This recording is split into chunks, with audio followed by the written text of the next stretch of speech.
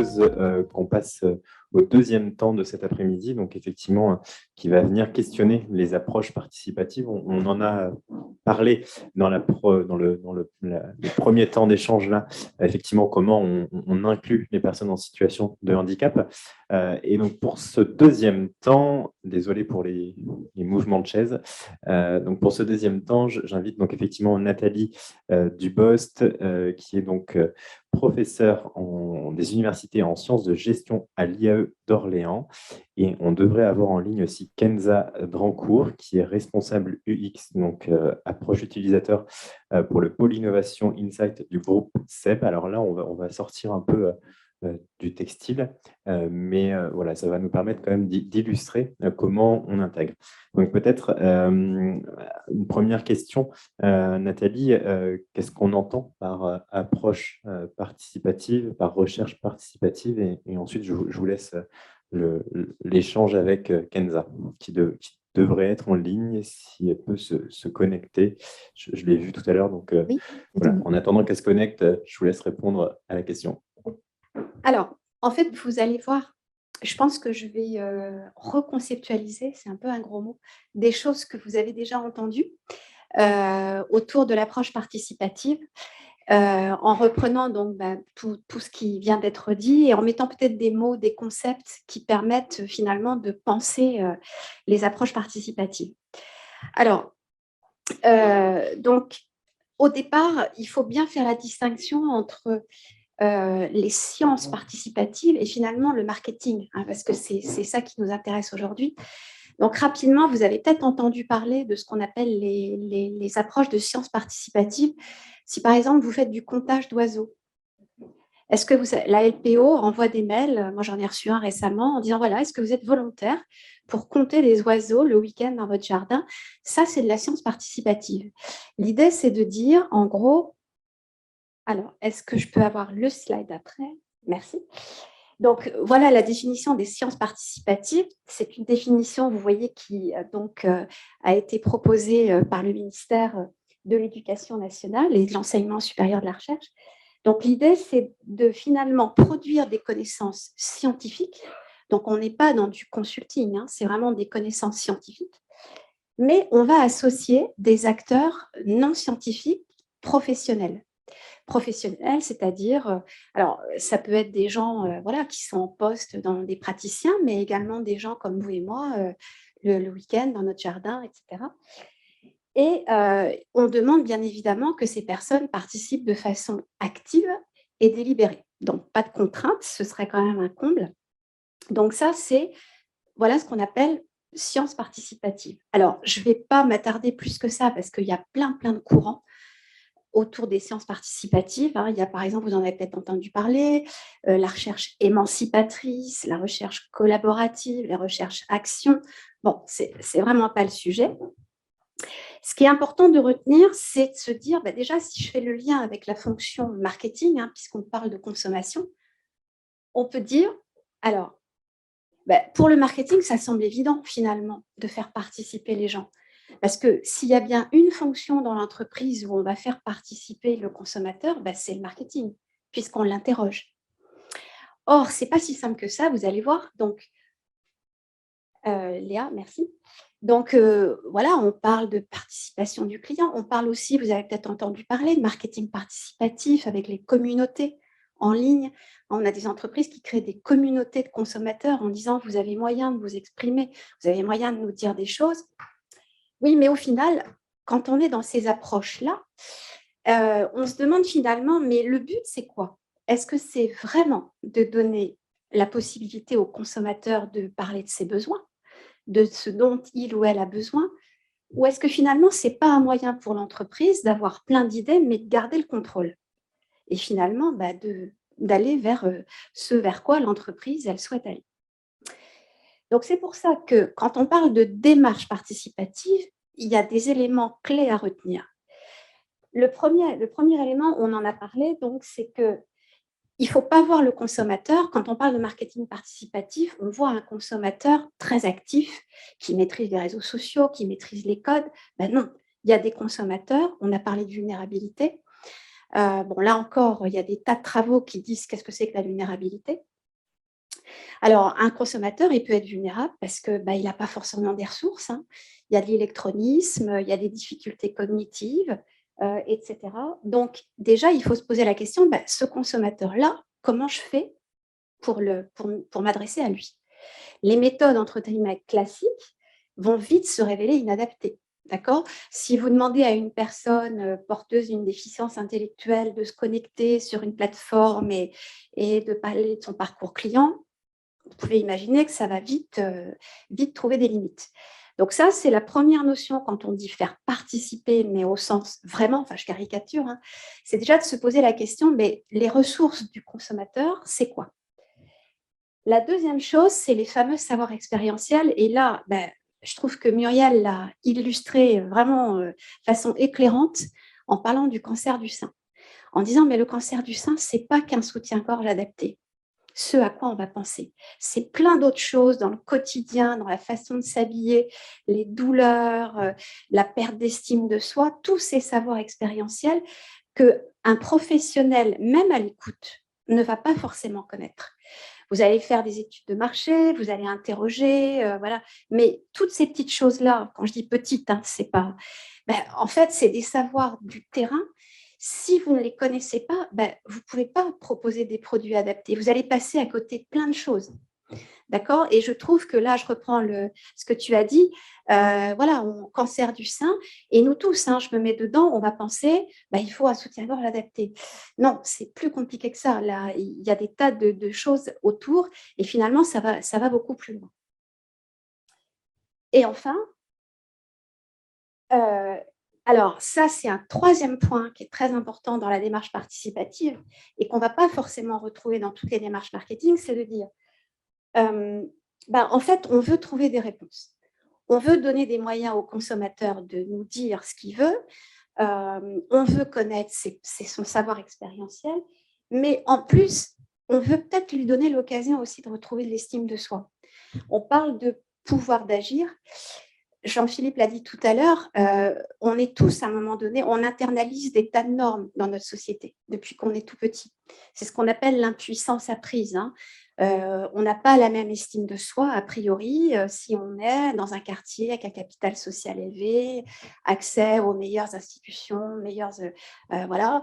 Et puis si on est dans un quartier un peu plus populaire, on a des difficultés, on internalise des tas de choses.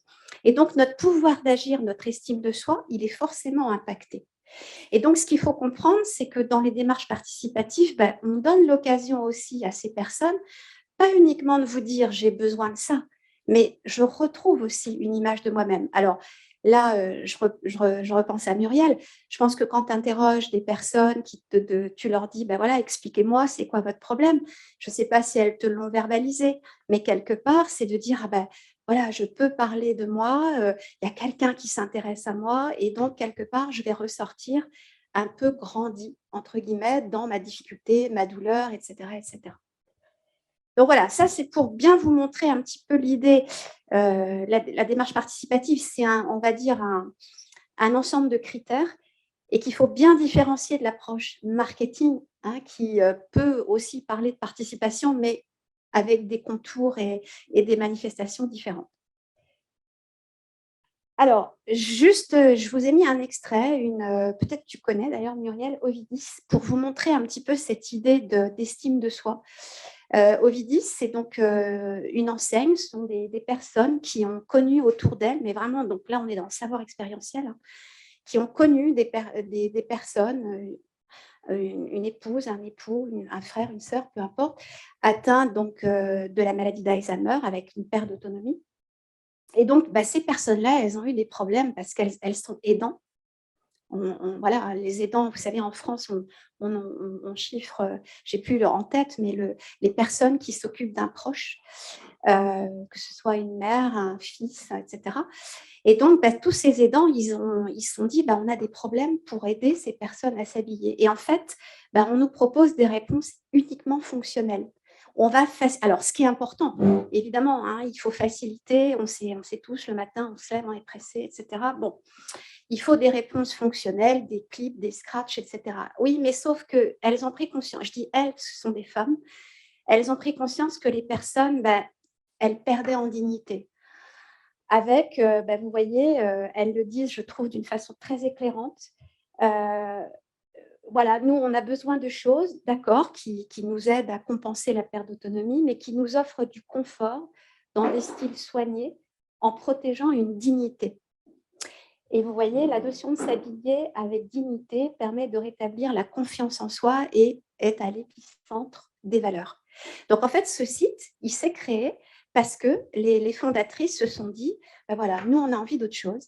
Nos proches, ils ont besoin de sentir, encore une fois, retrouver l'estime de soi. Et on va trouver, vous pourrez aller voir, il y a des vêtements colorés avec des jolies matières. Je ne sais pas s'ils ont fait appel à toi, futurs clients peut-être.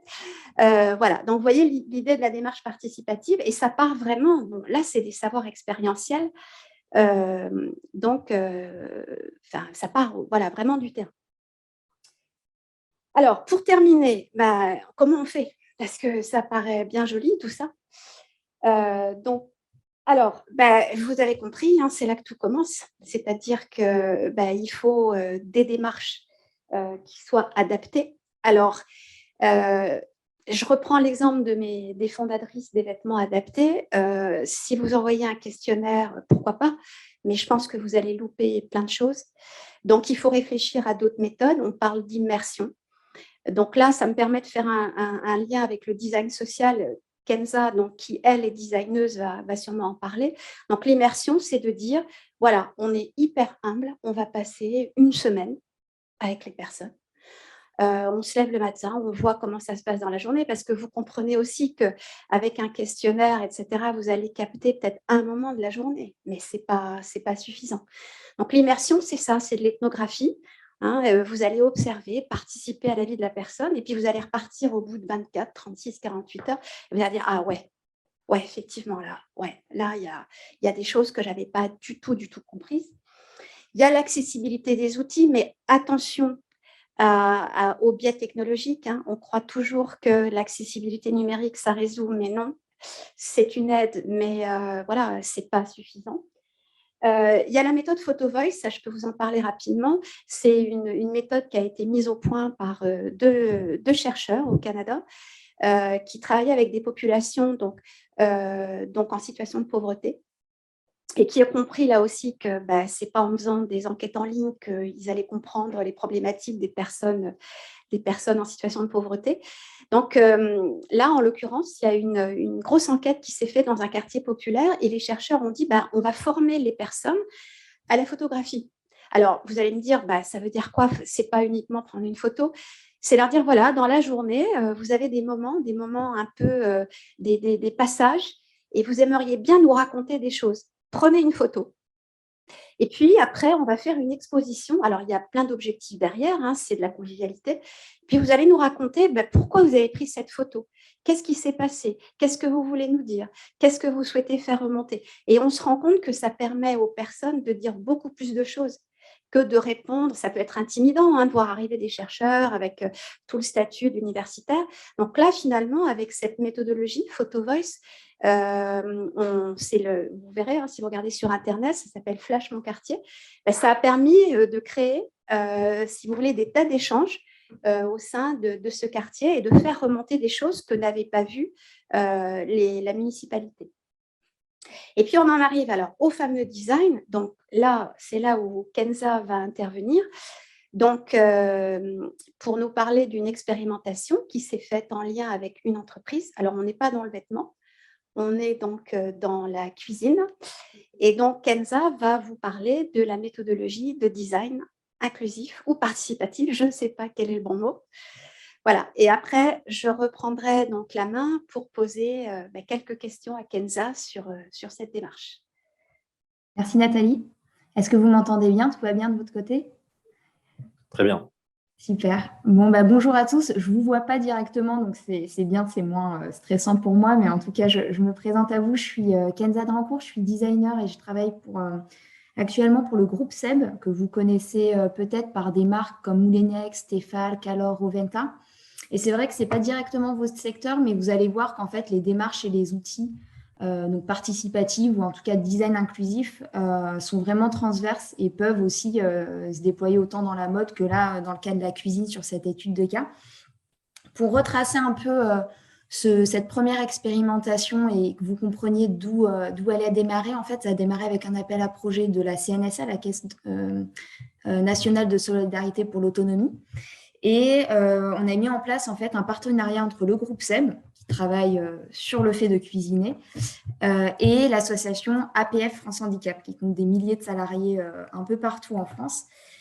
Et avant de se dire qu'on allait collaborer ensemble pour directement concevoir et faire du design avec tout de suite des solutions pour des produits et des services, on s'est dit qu'il serait intéressant par le design, par les pratiques du design, de créer des outils et des méthodes de design inclusif qui pourraient être transverses, même dans vos secteurs de la mode, mais en tout cas pour le secteur du groupe SEB, de l'électroménager du quotidien, avant même de directement concevoir. Et pour vous présenter cette démarche-là, je vais vous partager une vidéo parce qu'en fait, je pense que c'est plus intéressant aussi de voir les personnes qui ont participé à ce projet plutôt que je vous en parle toute seule et pour que vous reviviez aussi les grandes étapes de ce projet.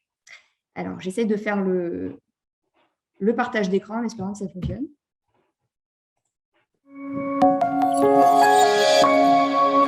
On m'entend très bien. Ok. Je suis quelqu'un qui aime bien cuisiner. Donc du coup, et qui rencontre quand même 2-3 difficultés dans le fait de faire dans la cuisine et avec les ustensiles que j'ai. J'ai des soucis pour les mouvements fins et l'équilibre, donc tout est devenu un peu plus délicat dans mon quotidien et pour cuisiner. L'objectif, c'est de créer des gammes d'objets, de produits, de services qui soient accessibles et utilisables par toutes et tous, y compris des personnes qui jusqu'à maintenant étaient exclues de ces utilisations, comme les personnes en situation de handicap.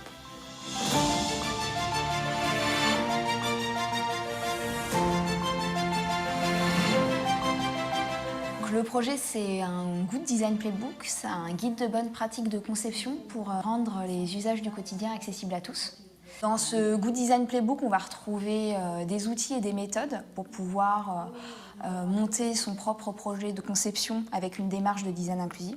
Et on va retrouver aussi des bonnes pratiques de conception qui ont été analysées tout au long du projet. Dans la phase de préparation du projet, on s'est rendu compte en discutant avec les personnes que la cuisine et la préparation culinaire étaient le sujet le plus engageant de leur perspective.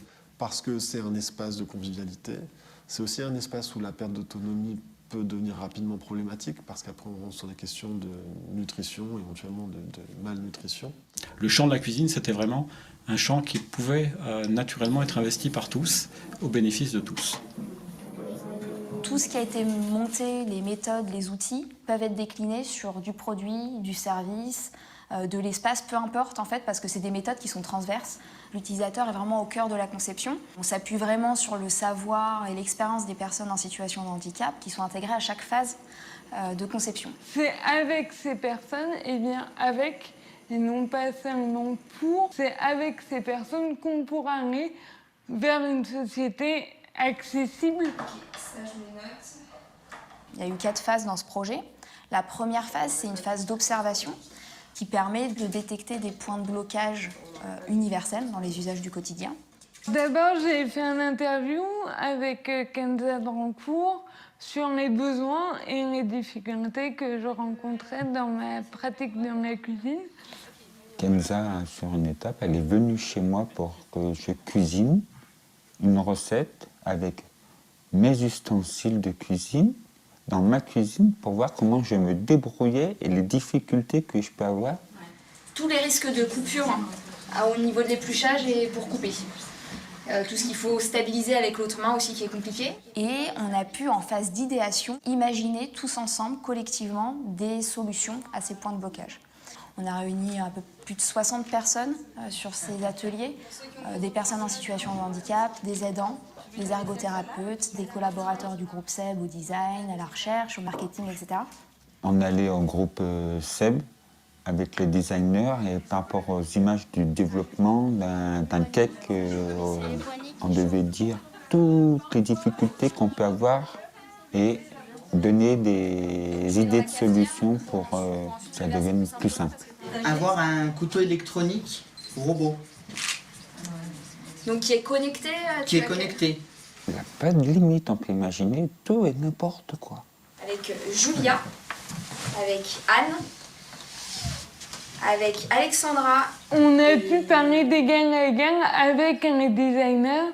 Et à la fin, je crois qu'on ne savait même plus trop qui était qui. La seule manière de le faire, c'est effectivement de s'ouvrir et de collaborer, et pas de faire ça dans son coin, et en pensant qu'on a les solutions parce qu'on est des experts d'un domaine ou d'un autre.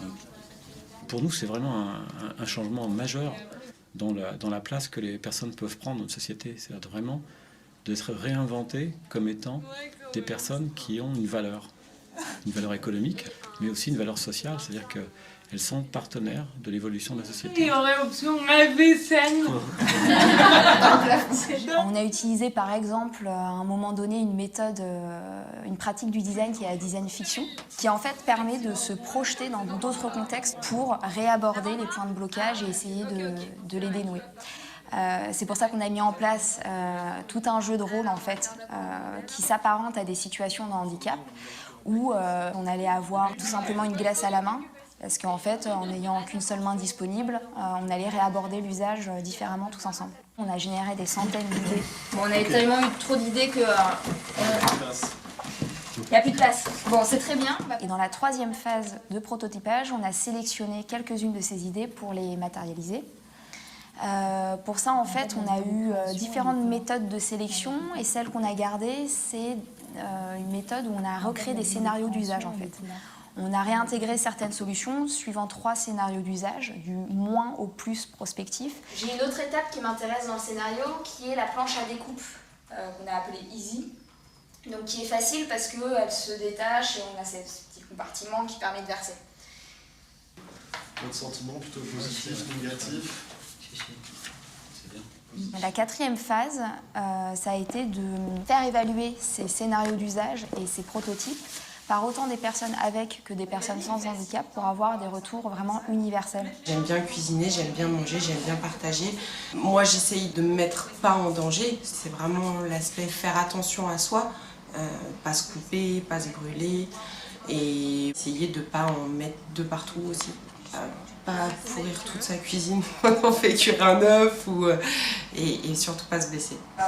Effectivement, tu le prends ici pour verser dans le coin.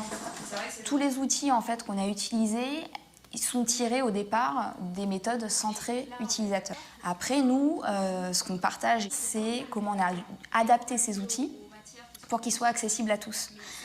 Pour un exemple très concret, en atelier de co-création, souvent, on a l'habitude d'utiliser une méthode qui est le brainstorming. Donc, chacun, voilà, en groupe, on donne des idées, on les met sur post-it, etc. Travailler sur tout ce qui est le post-it, concentration, en gros, les manques d'attention ou la mémorisation, en fait, se souvenir un temps de cuisson, de ne pas laisser cramer. Pour que des personnes qui ne voient pas ou qui n'écrivent pas prennent part à cet atelier, il faut repenser à ces outils-là pour que voilà, chacun puisse prendre pleinement part à l'atelier.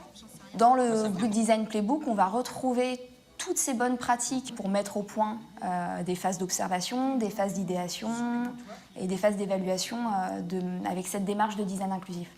Un peu tout? Et bien, je coche tout. Après, du coup, ça me fait penser... En s'intéressant à une personne qui a par exemple un bras, donc qui a un handicap permanent, on va s'intéresser aux besoins que partagent des personnes aussi qui ont un bras dans le plâtre de manière temporaire ou un bébé dans les bras. Oui, on parle du handicap, mais en fait, le handicap ne vient que mettre en exergue certaines difficultés qui sont propres à chacun et en même temps à tous. Et notamment aussi avec le vieillissement de la population, c'est une question vraiment actuelle. Et comment aujourd'hui les produits, juste en relevant le niveau d'accessibilité, peuvent être accessibles mais surtout agréables à tous. On est confronté à une nécessité de développement durable, aujourd'hui à développer des produits ou des services qui doivent durer et construire des produits et services pour tous, qui sont utilisables par tous, c'est le gage d'une certaine soutenabilité ou durabilité des produits. Il y a des produits qui sont aujourd'hui dans les plans marketing et on pousse des initiatives et des projets qui sont devenus très, très tangibles en termes de volonté business. Et puis aussi, notre PDG a demandé à ce qu'il y ait pas quelques produits, mais des gammes complètes qui s'appuient sur ce principe d'inclusivité. On a d'autres sujets, comme notamment l'habillement. Et concevoir des vêtements qui soient plus faciles à enfiler pour tous, concevoir le véhicule de demain. Si on demande ça aux passants dans la rue, il va vous concevoir une voiture qui ressemblera à la voiture d'aujourd'hui, qui la voiture de demain aura toujours 4 roues et un volant, alors que si vous demandez à quelqu'un qui n'a pas la capacité aujourd'hui à piloter ou à conduire un véhicule, demandez ce que serait le véhicule de demain, il va s'attacher à la fonction, c'est la fonction du déplacement, de la capacité à aller d'un point A à un point B d'une manière qui soit aussi confortable que possible. Et là, on peut évidemment commencer à imaginer qu'on va réinventer un véhicule. Les personnes en situation de handicap, de par leur situation, ont quelque chose à en dire, ont des compétences et des capacités à adapter leur quotidien, à faire avec malgré tout, et que tout ça, ça peut être source de progrès et d'innovation. Si tous les fabricants d'ustensiles, de produits tiennent compte de tout ça, tout produit sera accessible par le grand public.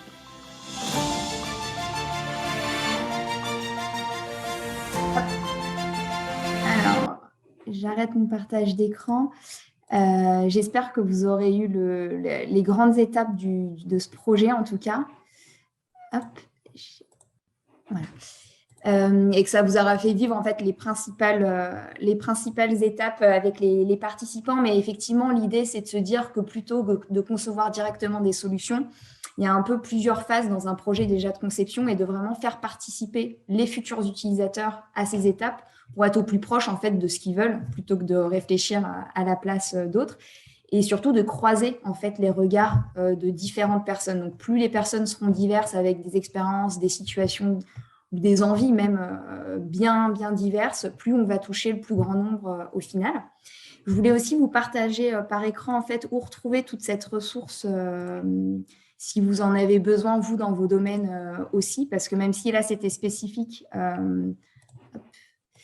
si c'était spécifique au domaine de l'électroménager avec le groupe SEB, ça peut être des outils, des méthodes transverses pour la mode. Donc, si vous tapez le Good Design Playbook sur Internet, vous allez tomber en fait sur tout ce guide et c'est pas du tout une réponse exhaustive, hein, c'est pas du tout la vérité ou la démarche qu'il faut suivre, mais en tout cas, c'est une proposition et qui pourra être d'ailleurs totalement déclinée, réadaptée par chacun d'entre nous au fur et à mesure où on a des expériences un petit peu différentes. Là-dedans, vous allez trouver en fait plusieurs chapitres et selon qui vous êtes dans vos organisations ou ce que vous mettez en place comme projet, si vous êtes l'utilisateur final, le concepteur ou même le communicant ou si vous avez d'autres aspects sur le projet, vous allez peut-être être intéressé à un chapitre plutôt qu'un autre et des outils plutôt que d'autres. Il y a toute une phase en fait qui va vous retracer l'état d'esprit du design inclusif où ça a été redit en fait en vidéo, mais l'idée c'est de vraiment partir de besoins spécifiques et de besoins vraiment des personnes pour ensuite ouvrir aux besoins de tous à un moment donné de notre vie. Donc c'est un peu l'exemple qui est donné avec le fait de travailler avec une personne qui a une seule main disponible par son handicap permanent. On va aussi répondre aux mêmes besoins que des personnes qui ont un handicap temporaire avec le bras dans le plâtre ou situationnel, si je ne sais pas, j'ai mon bébé dans les bras ou les mains sales quand je cuisine, ce qui arrive souvent. Donc, recroiser aussi d'autres situations de vie et c'est des choses qu'on peut décliner bien évidemment d'un point de vue du corps, de la flexibilité du corps, de la cognition, du visuel, etc. Et pour finir aussi dans cette démarche, en fait, ce qui peut être intéressant, en fait, c'est de suivre, avant d'aboutir sur des produits ou des services ou des vêtements directement, c'est vraiment, avant d'avoir même des idées, de partir du terrain, en fait, et de l'observation. Et c'est là où le travail du design s'apparente plus à de l'ethnologie ou de la sociologie aussi, où, en fait, on va juste comprendre, être en pleine écoute et dans la compréhension de la pratique au quotidien des personnes chez elles. et pour relever autant les choses problématiques que aussi les bonnes astuces, les bonnes inspirations qui peuvent être porteuses d'innovation. Parce qu'en fait, dans notre quotidien, quand il y a quelque chose de frustrant, assez souvent, il y a de la débrouillardise et ça peut être aussi source d'innovation et déjà des solutions presque clés en main dès le départ. Donc ça, c'était sur la ressource et ensuite sur des éléments du projet par la suite. Ça a permis en tout cas au groupe SEB d'intégrer toute cette démarche-là dans son process industriel de développement et de sortir une première gamme. Donc, c'est la toute première et il y en aura d'autres qui suivent et d'autres produits à l'avenir, vous pourrez le voir, qui suivent cette démarche et qui du coup ressemblent à n'importe quelle gamme de produits, mais où on aura fait particulièrement attention à intégrer des personnes, et notamment des personnes avec des handicaps, pour nous valider en fait des notions de manipulation, de lisibilité, etc. Donc, cette première gamme s'appelle Includéo et c'est une gamme de petits déjeuners que vous pouvez retrouver aussi sur Internet. Voici la page. Je redonne du coup la main à Nathalie parce que je savais que le temps était un petit peu serré et peut-être que c'est plus intéressant qu'on discute tous ensemble si vous en avez envie. Merci Kenza, il y a beaucoup de félicitations dans le chat, donc je vous les transmets. Peut-être Nathalie, effectivement, une petite réaction. Alors, moi, j'avais préparé 3 questions, du coup, parce que l'idée, c'est de savoir est-ce que cette expérience, elle est reproductible finalement ailleurs. On voit une entreprise qui a mis en place cette démarche de design, une approche participative. On voit bien, c'est du temps, faire venir des personnes, aller chez elles, etc. Donc, 3 questions. La première question, est-ce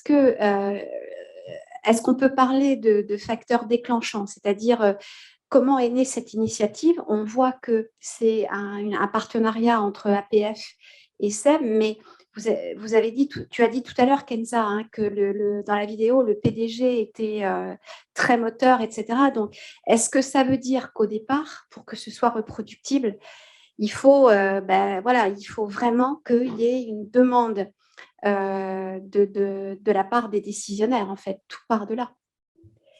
Alors, c'est vrai que je pense qu'il y aura beaucoup d'expériences différentes selon les entreprises et comment, en fait, ce type de démarches peuvent se diffuser en interne. Nous, comment ça s'est passé?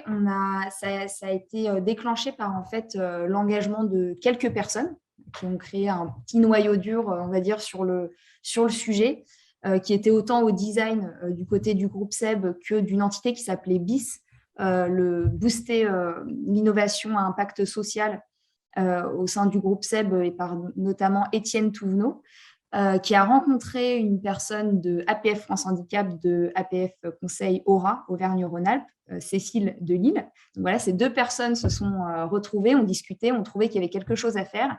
Et là, nous ont invités en tant qu'équipe, chacun de notre côté, à ouvrir le sujet et à collaborer. Et en fait, on a collaboré de personne en personne. On a répondu à un appel à projet de la CNSA, de la Caisse nationale de solidarité pour l'autonomie, ce qui nous a permis en fait une année, et ce qui est un luxe, une année pour pouvoir travailler dessus et vraiment mettre nos ressources financières, mais aussi humaines sur le sujet. Et une fois qu'on avait bien avancé et défriché le sujet, on a pu embarquer en fait le reste de nos organisations, autant chez APF que nous, côté groupe SEB, autant les collègues en les invitant dans ces étapes de conception. Ça, c'est super important. Il y avait des collègues donc, qui étaient là dans ces phases d'observation, d'idéation, etc., pour aussi embarquer et diffuser en interne, mais aussi les décisionnaires et en présentant notamment au COMEX et donc au PDG au début du projet pour avoir sa validation, et ce qui a été très bien reçu et qu'il a su emmener plus loin derrière après l'appel à projet en fait, et ce qui a permis à vraiment intégrer tout ça dans le processus de développement. Alors, deuxième question, je vais te poser les 2 questions parce qu'en fait, elles sont complémentaires. Déjà, les principales difficultés que tu as pu rencontrer de façon globale dans le processus, donc peut-être les principaux points d'achoppement et donc corrélativement les facteurs clés de succès. Est-ce qu'on peut dégager suite à cette expérience, qui a donné lieu, on l'a vu, qui débouche sur une gamme, une commercialisation, donc une belle réussite. Si tu pouvais, à ton avis, c'est quoi les facteurs clés de succès pour que ce soit reproductible avec les mêmes chances de succès? Alors, avant le succès, je vais répondre à la première question sur les difficultés. Il n'y en a pas énormément en soi, mais les principales que nous, on avait rencontrées, encore une fois, il y en aurait peut-être d'autres dans d'autres secteurs et chez d'autres personnes. Nous, le facteur du succès, c'est vraiment la collaboration et les partenariats, mais c'est aussi ce qui a été difficile au départ parce qu'on a des rythmes très différents entre un gros groupe comme le groupe SEB où on a du design intégré, on a des modes d'organisation et qui peut être peut-être plus fort dans des startups ou dans des PME ou d'autres types de formats, et l'association APF France Handicap. On n'était pas du tout dans les mêmes rythmes temporels. Et donc, pour s'accorder, en fait, ça a été beaucoup plus simple de s'accorder avec des personnes, encore une fois, qu'avec toute l'entité tout de suite. Ça a permis, en fait, de générer déjà des collaborations assez fluides et assez naturelles entre personnes. Et une autre des difficultés qu'il y avait pu avoir aussi, c'était les préjugés qu'il pouvait y avoir, en fait, ou du moins la peur d'y aller, autant du côté de l'entreprise que du côté de l'association après France Handicap. Je pense que le sujet du handicap peut faire peur à une entreprise qui n'est pas habituée et voilà, qui a tout à apprendre parce qu'elle n'a pas eu assez d'interaction avec le milieu.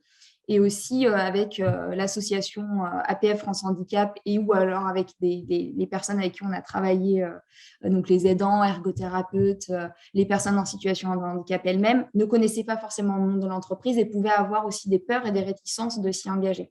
Et donc, il y a eu une période quand même du projet où ça a été vraiment beaucoup d'écoute et beaucoup juste de compréhension de ce que chacun voulait, ce que chacun... là où chacun voulait aller, là où chacun ne voulait pas aller pour engager le projet sereinement.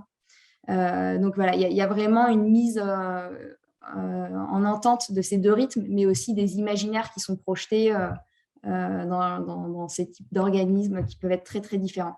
Mais au final, la collaboration a vraiment été très porteuse et ça a bien montré que c'est possible et que c'est une fois qu'on trouve les bonnes méthodes, en fait, les bons outils, il n'y a plus qu'à mettre les personnes autour de la table et de travailler ensemble. Ça a été très, très riche.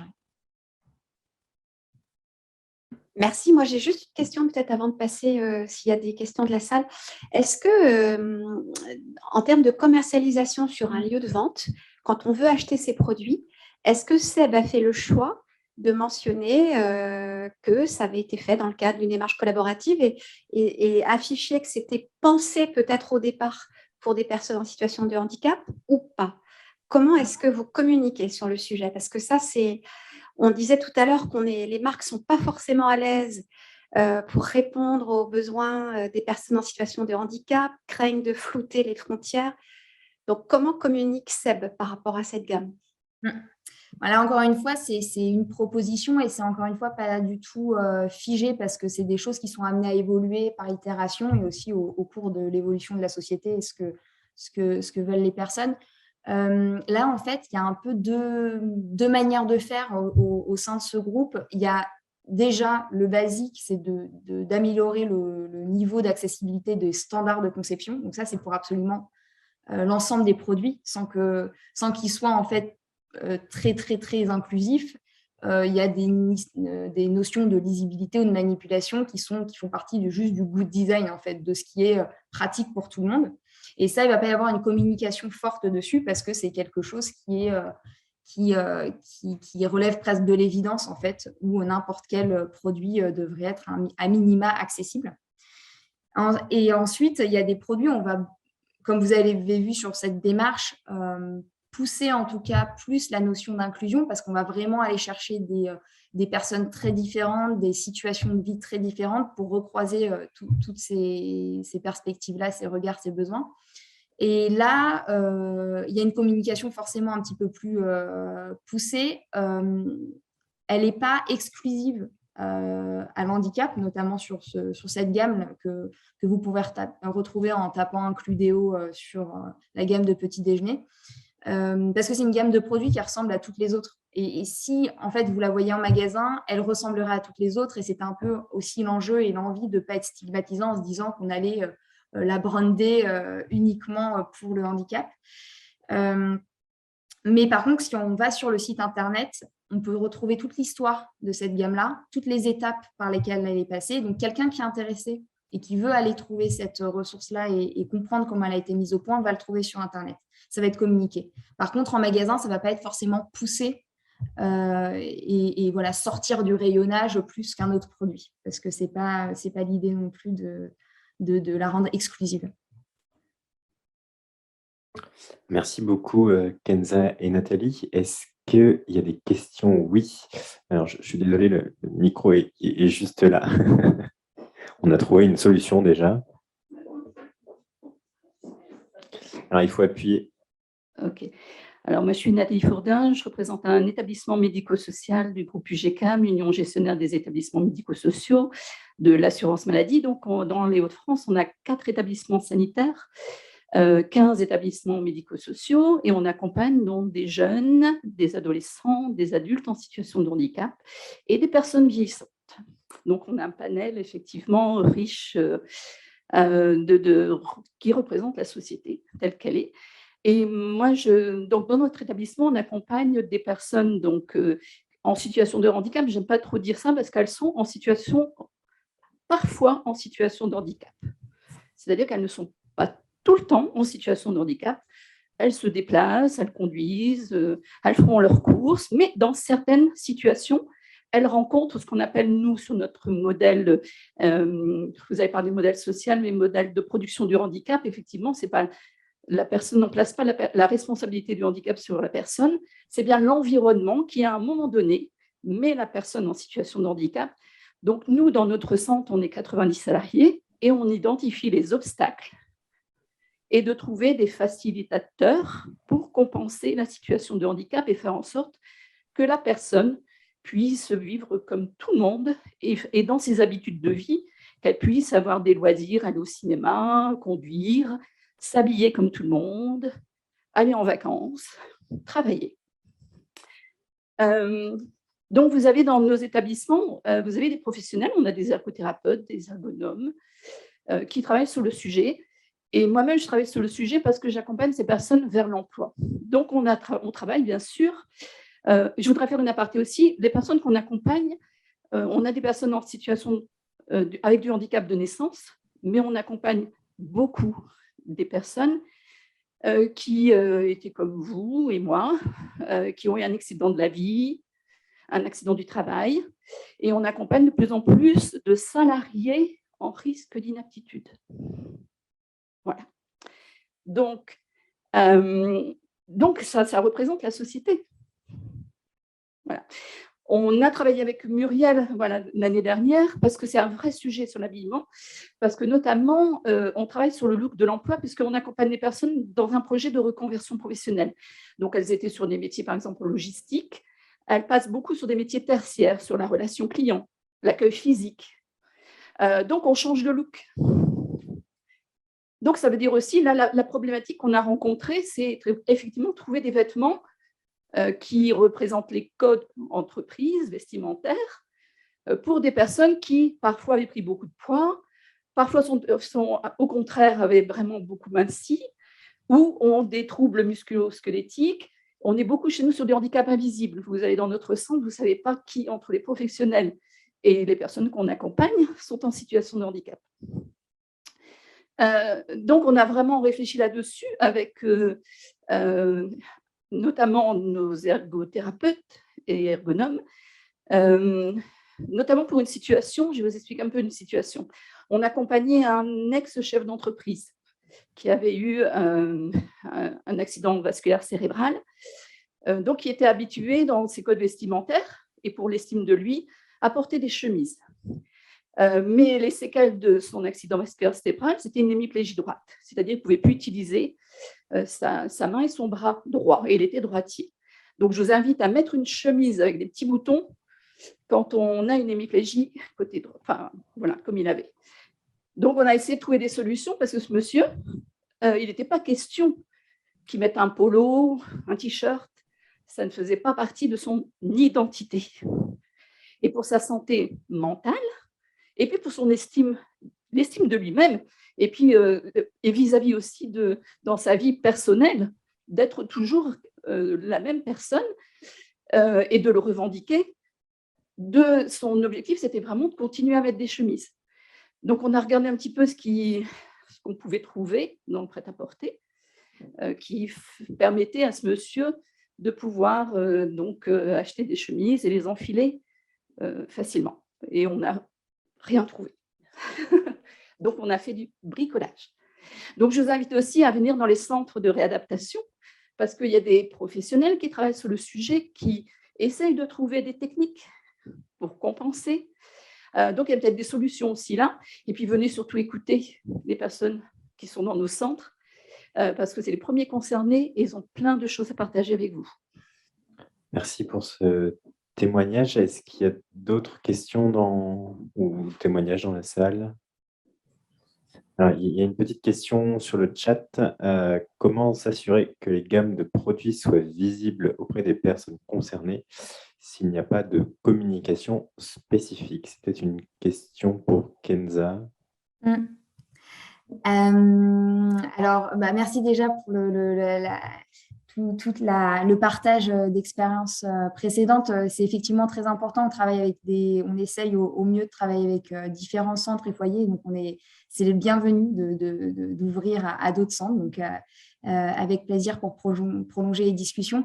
Après, sur la partie communication, c'est vrai que ce n'est pas mon métier direct. Moi, je ne suis pas dans les phases de communication. De ce que j'en ai compris, en tout cas, c'est qu'on va avoir pas mal de retours, comme dans toute entreprise, sur les achats ou le nombre de personnes qui vont aller sur le site internet et aller chercher une information spécifique. Donc, ça peut nous donner des données en fait sur si quelqu'un cherche avec tel mot dans le moteur de recherche, peut-être on va comprendre qu'en fait, il y avait beaucoup de personnes qui cherchaient, je ne sais pas, une cafetière particulièrement lisible ou particulièrement légère, parce que la notion de poids est des fois problématique. Donc, il va pouvoir y avoir des retours de données comme ça. Mais après, c'est vrai que je ne connais pas spécifiquement la manière de capturer en fait, le nombre de personnes intéressées si la communication n'a pas été très ciblée. Merci. Muriel, tu voulais rebondir? Oui, moi, je veux bien rebondir déjà pour dire que c'était vachement intéressant et que ça me fait vachement penser à… Bon, je vais peut-être m'asseoir comme ça. Voilà, que ça me fait penser à ce que l'on fait, nous, effectivement, au sein de Bien Apporter. C'est exactement ça, à la différence près que… Alors, je ne sais pas pour me vanter que je dis ça, mais c'est beaucoup plus complexe ce que l'on fait parce que le vêtement, ce n'est pas juste un outil. C'est beaucoup plus complexe. Il y a beaucoup, d'abord parce qu'il y a une offre de vêtements qui est énorme. Il y a effectivement le style aussi qui est mêlé. Ça peut être stigmatisant, un vêtement, on le porte sur le corps. Enfin, bref, il y a encore un tas d'enjeux qui complexifient encore les choses. Mais de toute façon, le principe de voir comment fonctionnent les personnes et quels sont les produits, donc là, ce n'est pas du coup un outil, mais quels sont les produits qui peuvent les concerner, c'est exactement le travail que l'on fait. Voilà, comme le produit est plus complexe, nous, on passe en fait au moins une année à travailler sur une pathologie unique, en travaillant en collaboration avec des personnes concernées, des associations de patients. On crée un groupe Facebook pour pouvoir discuter de tous nos constats. On fait des observations avec des personnels soignants, ergothérapeutes, kinés, etc. Enfin, c'est un travail très complexe. Et si on a fait ça, c'est parce qu'on se doute bien, si on veut que la mode change, que toutes les entreprises de mode ne vont pas s'amuser à créer leur petit labo. Enfin, je veux dire, si on attend ça, la mode, elle ne changera jamais. Donc, c'est pour ça que nous, avec notre association, on a décidé de créer ce labo qui va travailler avec toutes les marques qui seront candidates. Bon, pour l'instant, elles ne se bousculent pas pour y venir, mais elles ont bien tort parce qu'on a une matière assez riche à leur transmettre. Et l'autre chose que je voudrais ajouter aussi, c'est que là, on parle donc de quelque chose qui est fait avec l'APF, donc c'est autour du handicap moteur essentiellement. Et du coup, c'est une certaine forme de handicap qui, quelque part, alors c'est chouette de travailler dessus, mais c'est un peu l'arbre qui cache la forêt parce que derrière ce handicap moteur, en fait, il y a un tas de personnes auxquelles on ne pense jamais. On parlait tout à l'heure du cancer du sein. Bon, heureusement, il y a Octobre Rose qui fait qu'on en parle, mais il y a un tas de pathologies. Je pense par exemple à une maladie qu'on a étudiée qui s'appelle le syndrome d'Ehlers-Danlos. C'est une maladie qui concerne 500 000 personnes, quasiment que des femmes en France, 500 000 personnes, quoi. Et on n'en parle jamais. Il y a un tas de pathologies comme ça qui concernent des personnes qui passent à côté de vous dans la rue. Vous n'imaginez même pas qu'elles puissent avoir une maladie ou un handicap. Et pourtant, elles ont une problématique de santé, une contrainte qui va les gêner dans leur habillement. Donc, en gros, la différence, je ne vais pas me comparer à CEP quand même, mais la différence, c'est une différence de finalité du produit. En gros, le produit est beaucoup plus complexe. Et puis, c'est aussi le fait que, et je pense que c'est comme ça qu'on va amener aussi le prêt-à-porter à s'intéresser au sujet, c'est qu'avant d'aller vers le très, très complexe, on peut déjà parler de différentes pathologies pour aller progressivement vers quelque chose de vraiment, de vraiment particulier. Là, justement, pourquoi nous, on ne s'inscrit pas directement dans le handicap moteur comme le fait l'APF, c'est parce que ça amène du coup la mode à vouloir créer un vêtement spécifique. Du coup, il devient stigmatisant. Alors qu'en fait, en allant progressivement vers du vêtement qui va intégrer différentes problématiques, on va faire évoluer l'ensemble de l'offre vers quelque chose de plus accessible à tous. Voilà. Merci beaucoup. Merci pour vos témoignages sur ce deuxième talk et je vous propose qu'on passe au dernier temps. On peut applaudir, oui. Merci. Merci beaucoup, Kenza. Merci, Nathalie.